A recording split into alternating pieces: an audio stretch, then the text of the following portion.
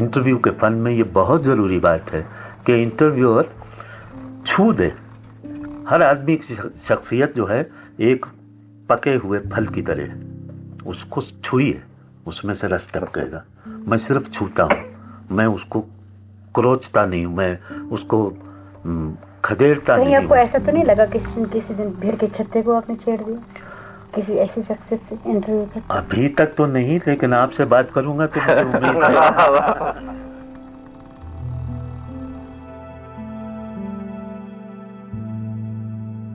मैं पहले बोलूं? मेरी मेमोरी है वो अपने लेम्ब्रेटा स्कूटर पे मुझे आगे खड़ा करके और मेरी बहन को पीछे बिठा के, और हमारे घर के सामने एक पार्क था, उसके गोल गोल गोल गोल गोल गोल चक्कर लगवाते थे। उससे हमें जो खुशी मिली वो शायद हमें जिंदगी में और किसी चीज से मिली नहीं है। और हम इंतजार करते थे कि कब फिर हम उस स्कूटर पे चक्कर लगाएंगे उनके साथ। मेरी पहली मेमोरी वो है। नैयर साहब वो अजीम शख्सियत जिसकी छाया तले हम रहे, और उन तक कभी ना हम पहुंचने की सोच सकते हैं ना पहुंच सकते हैं। कभी वो फोन करवाते थे हमसे तो हम यही बोलते थे कि हम नैयर साहब के घर से बोल रहे हैं, मैं नैयर साहब की बेटी बोल रही हूँ। हम भी ऐसे ही बोलते थे। इट वाज लाइक पहचान ही वो हो गई थी। आती है इन राहों से कौन गया है देखो तो, इन राहों से कौन गया है देखो तो। अपनों ने क्या क्या बख्शा देखो तो, चेहरे पर कुछ लिखा हुआ देखो तो। We wanted to bring it to the world, his poetry, his talent, his point of view, his thinking. क्योंकि इनकी पोइट्री मुझे बाकी जो मैंने सुनी हुई है शायरी उससे बहुत अलग लगती है। जिस तरह से वो अपने आप को एक्सप्रेस करते हैं, बहुत से एक्सप्रेशंस हैं जो मैंने पहले कभी सुने ही नहीं थे। तो एक तो ये बात, और इतनी खूबसूरत है कि हमारा दिल था कि हम सबके साथ शेयर करें ये, और वो हमें लगा कि म्यूज़िक के थ्रू शेयर की जाए, क्योंकि म्यूज़िक को सभी लोग बहुत एंजॉय करते हैं। तो that was the main purpose behind it. उसने कुछ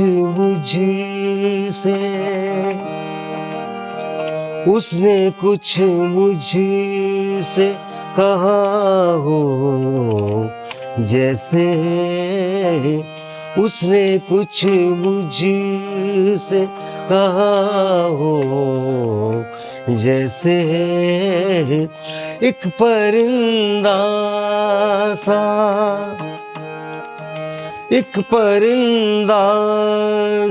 उड़ा हो जैसे, उसने कुछ मुझसे कहा हो जैसे। नैयर साहब की पोइट्री ने मेरे अंदर के विनोद सहगल के सुर खुद ही चुन लिए। बाजे पे हाथ रखो और तर्ज बन जाए, जादू वो जो सिर चढ़कर बोले। जब आप किसी चीज़ को पढ़ते हैं, अगर आपके सामने सीन नहीं आया तो कुछ नहीं है फिर वो। तो ये मास्टरी होती है लिखने वाले की। जो पोइट होते हैं ना, वो जो अपने दिमाग में जो तसव्वुर है उनके, वो लोगों के सामने वो शायरी को पढ़ते ही आ जाना चाहिए, और शायरी को पढ़ते ही आ जाना चाहिए। वो मुझ तक पहुंचा, और जब मुझ तक पहुंचा वहाँ से कुछ सुर निकले तो वो बात बन गई। There were many facets to his personality. It wasn't just him being a broadcaster. Radio artist होने के अलावा वो बहुत कुछ जानते थे। उनके अंदर एक खजाना था नॉलेज का। आप उनसे किसी भी टॉपिक पे बात कर लीजिए, अगर हिस्ट्री के बारे में बात करते, पॉलिटिक्स के बारे में बात करते, म्यूजिक के बारे में, थिएटर, पोइट्री, वो हर चीज के बारे में जानते थे और हर चीज के बारे में इतना कुछ आपके को बता देते थे कि आप हैरान हो जाते थे कि एक आदमी में इतनी नॉलेज कैसे हो सकती है। आप हमेशा ये सोचते थे। You used to call him something because he knew so many things. KKpedia. People know him as a broadcaster. He's very famous as a broadcaster. लेकिन बहुत कम लोगों को पता है कि वो लिखते भी थे और इतना खूबसूरत लिखते थे। तब उनकी सोच जहाँ तक जाती है, बहुत कम लोगों की सोच वहाँ तक जा सकती है। जब आप सुनते हैं कोई उनका शेर तो आप सोचते हैं ऐसा भी कोई सोच सकता है, ऐसा मुझे क्यों नहीं सूझा, ऐसा कौन सोच सकता है। तो उनकी सोच वैसी है। जैसे मसलन एक शेर है, दूर जाते हुए कदमों के निशान, दूर जाते हुए कदमों के निशान, आके वो लौट गया हो जैसे। आप पैर देखिए जो जा रहे हैं, तो आप कैसे सोचेंगे कि कोई आया और फिर लौट गया। आप वो नहीं बोलेंगे, आप नॉर्मली बोलेंगे कि वो चला गया ना। तो इस तरह की अलग सोच हम चाहते थे कि सब तक पहुंचे, बहुत लोगों तक पहुंचे, सिर्फ हम लोग तक महदूद ना रहे। तो ये भी एक इरादा था। एक और शेर उनकी तरफ से। पर्वतों के दामन पर्वती ढलानों पर जीना जीना हंसते थे सब्ज खेत शाली के, इतने रूप सब्ज के पहले कभी न देखे। धरती पर धड़कती थी धानी चूनर दूर तक, क्या हसीन मंजर था, दिल फरेब दिल नशी, बेमिसाल लाजवाब, बेमिसाल लाजवाब।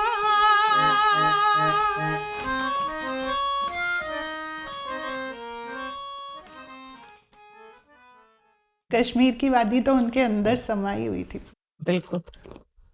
उनके करियर के मुझे लगता है सबसे बेहतरीन साल कश्मीर में गुजरे 5 साल।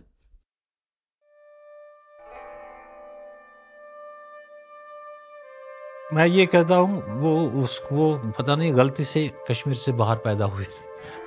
उनको मुझे लगता है अल्लाह ने कश्मीर के लिए ही पैदा किया था।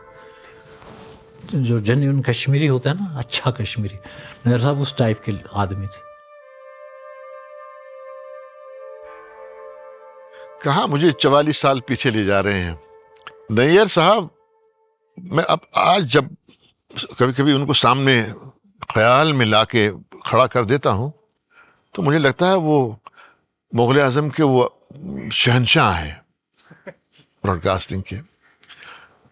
मुझे याद है वो मुझसे बहुत मोहब्बत करते थे, बहुत मोहब्बत करते थे। मैंने एक प्रोग्राम बना, रोशनी के फूल। नैयर साहब ने मुझसे दूसरे दिन कहा, शहजादे ये टाइटल कहाँ से मिला था तुम्हें? वो उनकी जो नेजल वॉइस थी उसमें क्या कमाल की ग्रिप थी, कमाल की ग्रिप थी उसकी, उनकी नेजल वॉइस में। उन्होंने जो इंटरव्यूज पाकिस्तान जाके रिकॉर्ड किए थे मुख्तलिफ शोरा से, अदीबों से, फनकारों से, वो तो एक खजाना है ऑल इंडिया रेडियो की लाइब्रेरी में। तो मैं समझता हूँ उनका पीरियड जो था रेडियो में यहाँ कश्मीर में, वो गोल्डन पीरियड कहलाता था। बहुत पहले का ज़माना है, मुझे लगता है कोई 40 साल का ज़माना है। घरानों का एक प्रोग्राम हुआ करता था हर हफ्ते में एक बार। तो एक बार इत्तेफाकन ऐसा हुआ कि जब नैयर साहब आए तो हमारे प्रोड्यूसर ने कहा हमारे साथ आज के बाद नैयर साहब प्रोग्राम में शिरकत करेंगे। तो ये ख़बर हमें बड़ी अजीब सी लगी, खुशी भी हुई और कुछ हैरत भी हुई, क्योंकि पहली बार था कि जब डायरेक्टर हमारे प्रोग्राम में आने की उन्होंने कहा कि प्रोग्राम आएंगे। तो हम कुछ हैरान भी हुए कि उन्हें इस प्रोग्राम में क्या लगा, और तमाम इतने प्रोग्राम हो रहे उन्होंने हमारे ही प्रोग्राम को क्यों चुना। तो बातचीत तो उनसे हो ही गई थी, हम उनसे मुतासर तो हो ही चुके थे, उनकी शख्सियत ही ऐसी थी, तो हमको अच्छा भी लगा। लेकिन कुछ ये भी वहम था कि हम उनके सामने टिक भी पाएंगे या कि नहीं, क्योंकि उनकी शख्सियत को देख के। लेकिन ऐसा हुआ कि जब वो पहली बार आए तो बिल्कुल बिल्कुल ऐसा नहीं लगा कोई अजनबी आदमी आए हैं और जिसके सामने हमको बस कुछ सोचना पड़ेगा। इतना उन्होंने हमको कंफर्टेबल बनाया और बातचीत प्रोग्राम के शिरकत से पहले एक ऐसा माहौल किया कि ऐसा लग रहा था हम घर में बैठे हैं। मैंने उस वक्त अंदाज़ा कर लिया कि ये आदमी मतलब बहुत इस ओहदे पे है, बहुत इनकी बहुत बाबर शख्सियत है, लेकिन ये है कि दिल जो है ना वो बड़ा हिसास है।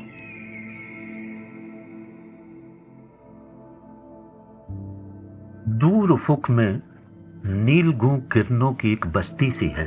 वाह वाह वाह। दूर उफुक में नील गूं किरणों की एक बस्ती सी है, दफतन जलते चरागों को बुझा कर देखना। जिसने कश्मीर की खजा का हुस्न नहीं देखा है उसने कश्मीर को नहीं देखा। कश्मीर के हुस्न को पहचानना हो तो सबसे पहले कश्मीर की खजा को देखो, फिर समझ में आएगा बाहर होती क्या है। वरना बाहर की बातें तो बहुत लोग करते हैं। कश्मीर की जो वादी है कि आंखों तक महदूद नहीं है। ये पहाड़ हैं बड़े शानदार और आसमान से बातें करते हुए, और बर्फ़ है जो एक तरह की बुजुर्गी मिट्टी के इन टीलों को देती है। तो ये सब आँखों का रिश्ता है, लेकिन ये रिश्ता जब रूह में उतरता है तो इसका रंग रूप बिल्कुल दूसरा होता है, जिस्म की हदों से बाहर का। चिनार एक सिंबल है नहर साहब के लिए। और वो उन्होंने मुझे कहा था कि मैंने कुछ चिनार के कुछ छोटे छोटे नन्हे से पत्ते, छोटे पत्ते भी होते हैं उस चिनार के, बड़े पत्ते भी होते हैं, छोटे भी होते हैं जो बाद में बड़े होते हैं, वो भी रखे थे कापी में, सूखे हुए थे वो सूखे पत्ते जब चिनार के रखने वाला शख्स हो, वो कश्मीर को कैसे फरामोश कर सकता था। किताबों में सूखे पत्ते रखते हैं, सूखे फूल रखते हैं हसीनाओं के, उन्होंने और मोर के पंख लगा के उन्होंने पत्ते रखे थे चिनार के। तो कैसे उनको कह सकते हैं कि उस कश्मीर से मोहब्बत नहीं है। वो वहाँ जहाँ कहीं भी हैं, जिस दिशा में भी हैं, जहाँ पर भी हैं, वो कश्मीर को देख रहे होंगे वहाँ से।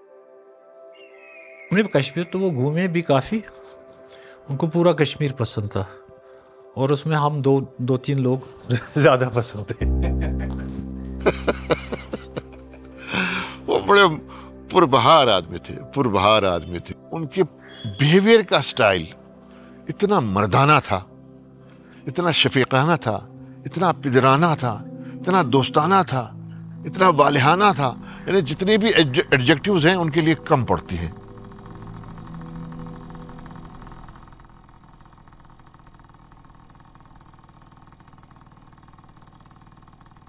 उस ज़माने में मुझे आइडिया मिला कि मैं एक फ़िल्म बनाऊं अपने कश्मीर के मशहूर रोमानी शायर रसूल मीर के बारे में। उसमें कोई डायलॉग नहीं था, सिर्फ रसूल मीर की शायरी और उनके गीतों से उनकी ज़िंदगी की तस्वीर बना दी गई थी। वो ज़माना वो था कि 30 सेकंड की एक कवरेज भी फ़िल्म पे करना एक बड़ा दिल गुर्दे वाला काम हुआ करता था। जाए कि आप 75 मिनट, सवा घंटे की फ़िल्म बनाएं, ये तो एक मतलब एक नामुमकिन सी बात थी। तो डायरेक्टर तैयार नहीं थे इस प्रोजेक्ट को इम्प्लीमेंट करने के लिए। फिर नायर साहब ने कहा देखते हैं ये क्या करता है। अगर नायर साहब न होते तो वो प्रोजेक्ट कभी दिन की रोशनी नहीं देखता। बाद में 1978 में हमारी कंट्री को इंटरनेशनल टीवी फिल्म फेस्टिवल होता है प्राग में, बड़ा प्रेस्टिजियस फेस्टिवल है। इसमें 50-60 कंट्रीज़ के टेलीविज़न जो हैं उनको शामिल होते हैं। तो उसमें वो हमारी ऑफिशियल एंट्री थी 1978 में। मुझे भी मौका मिला, मैंने अपने कंट्री को वहाँ रिप्रेजेंट किया इस फिल्म के साथ।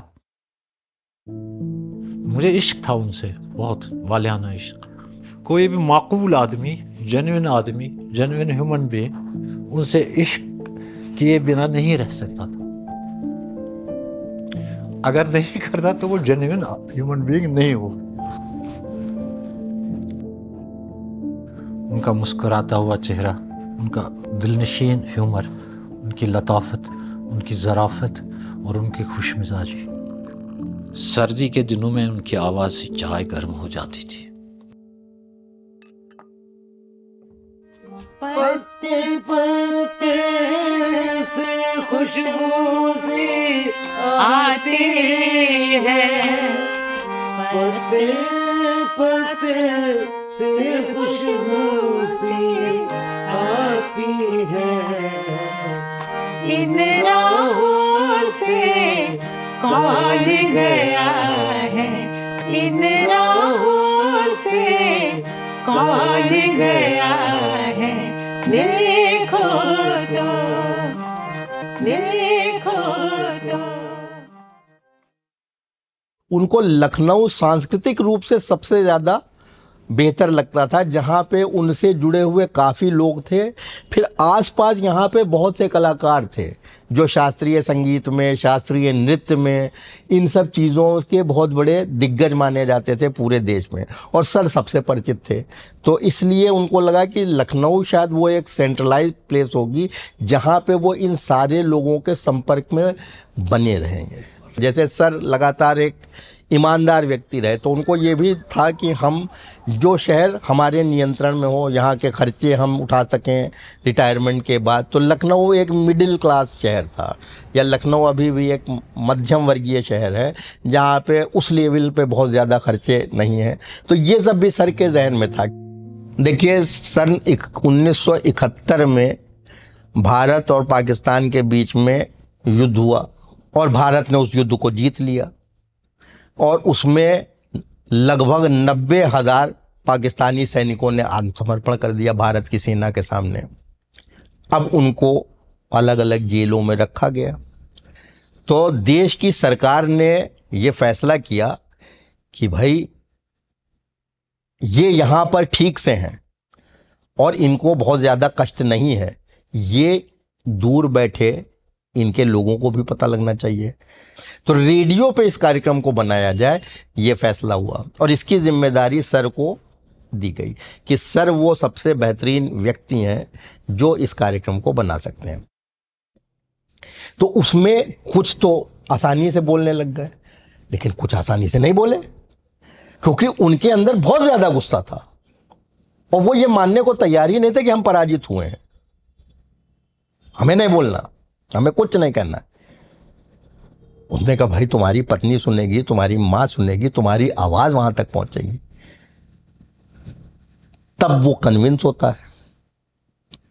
और फिर जब वो एक बार बोलना शुरू करता है तो फिर तो चुप होने का नाम ही नहीं लेता है, क्योंकि उसका तो सब कुछ बहने लगता है।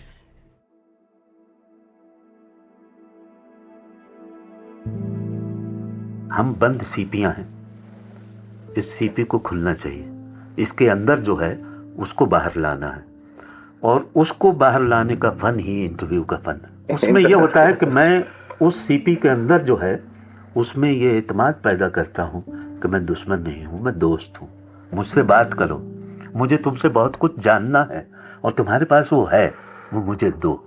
ये अहमियत बताता हूँ कि तुम्हारे पास कोई ख़ास चीज़ है जिसकी ना सिर्फ मुझे तलब है, मेरे बहुत से सुनने वाले। लेकिन इसके साथ बात ये भी उठती है ना, जब वो प्रसारण शुरू हुआ तो पाकिस्तान में वो आवाज़ें जब पहुंचने लगी तो उन लोगों के जो पत्र आने लगे, उसने बताया कि इसको सुनने वालों की संख्या तो लाखों में पहुंच गई है। वो इतना प्रोग्राम हिट हो गया।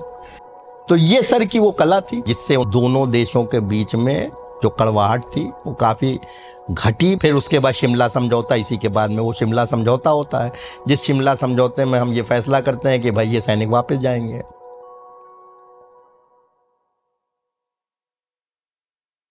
फ्रेंड, फिलोसफर एंड गाइड, उनकी ज़ुबान में एक शीरीनी थी। जो भी बात करते थे उसमें बहुत अपनापन होता था, एक अलग अंदाज़े बयां होता था, कहीं पर भी बॉसिज्म नहीं था, बहुत प्रेम से दूसरे अच्छा, और वो बहुत अच्छे वक्ता भी थे और साथ साथ श्रोता भी थे, बहुत पेशेंट श्रोता थे। ये बहुत बड़ी बात होती है। लोग कहने को अपनी दास्तान तो खूब सुना लेते हैं, लेकिन दूसरे की दो लाइन भी नहीं सुनना चाहते हैं, ऐसा नहीं था। उन्होंने जिन लोगों का इंटरव्यू लिया, श्री के नैयर साहब ने, उनके कुछ नाम इस तरह हैं: कैफी आज़मी साहब, नौशाद, आनंद बख्शी, लक्ष्मीकांत, राजेंद्र सिंह बेदी, निम्मी, राजेंद्र कुमार, माला सिन्हा और थोड़ा सा हटकर पाकिस्तान की शायरा किशोर नाहिद। इसके अलावा उन्होंने और भी कुछ इंटरव्यूज़ लिए, जैसे राजन साजन मिश्र, पृथ्वीराज कपूर, हरिवंश राय बच्चन, पंडित जवाहरलाल नेहरू, मल्लिकाए तरन्नुम नूरजहां, जगजीत सिंह, बाल कवि बैरागी, और उन्होंने पार्टीशन पर भी कई एपिसोड्स बनाए, इंडो पाक वार, शिमला एग्रीमेंट, और हो सकता है इसके अलावा भी कुछ बनाए हों, लेकिन मेरे पास उपलब्ध नहीं है।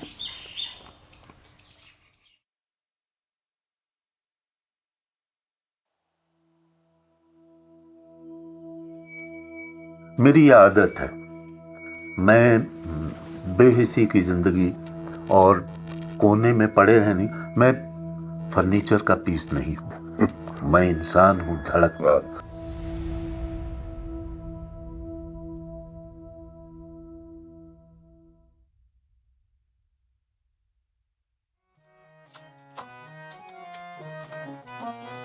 जाने कितने साल कोई दिल जरा रोया न था, जैसा सावन से बरसा कभी बरसा न था।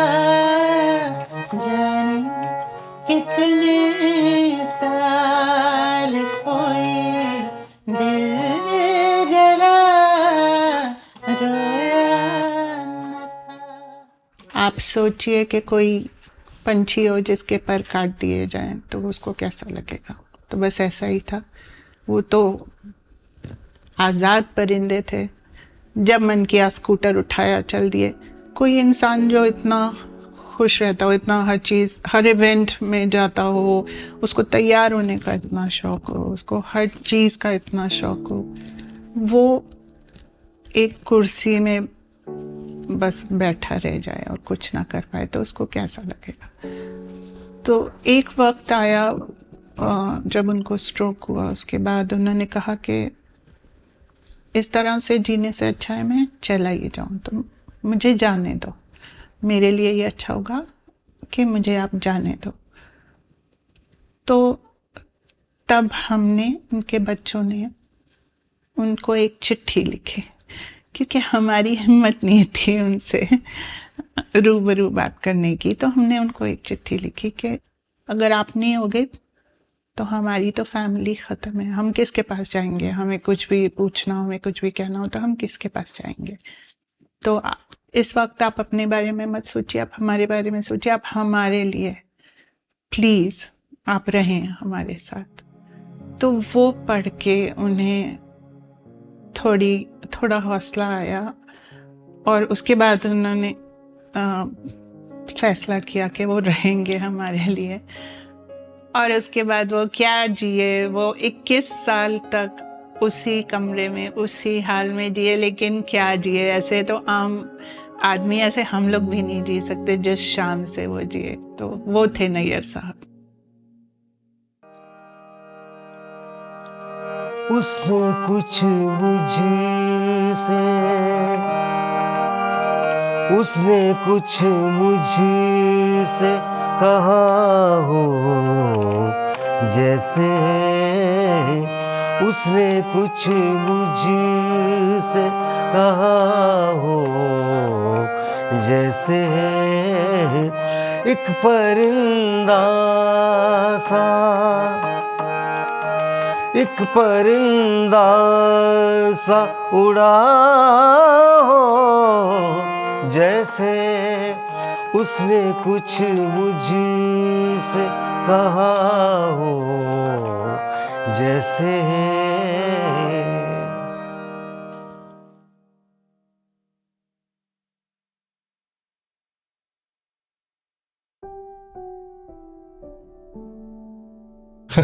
फिर से आइए और क्या हमारे साथ समय गुजारिए जैसे पहले गुजारा करते थे। कुछ नहीं कहते हम, वही हम सुनते कि वो क्या कहते हैं। बस मैं उनका चेहरा देखता और घंटों देखता और कुछ कहता नहीं। Almost all the time, because see, your father is a very important integral part of you. Maybe the person that you are is because of the way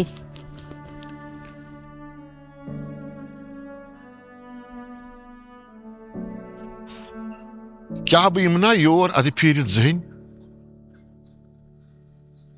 मौत किस पंजरस छना अड़वस ते रोजान दर जहां मौत किस पंजरस छना अड़वस ते रोजान दर जहां क्या बीमना योर अधिफीरित जहन क्या मौत के पिंजरे की कोई खिड़की नहीं होती है? क्या मुझे लौट के नहीं आना है? मैं नए सबसे सिर्फ इतना कहूंगा कि लौट के आ जाइए, कुछ दिन और हमारे साथ बिताइए। कश्मीर आपको बहुत याद करता है। आइए, एक बार आइए, जरूर आइए।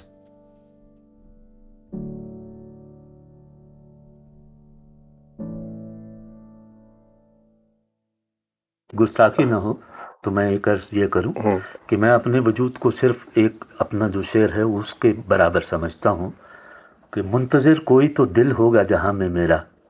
वाह, मुंतजिर कोई तो दिल होगा जहां में मेरा, मैं खलाओं में भटकती हुई आवाज से। वाह वाह वाह वाह वाह।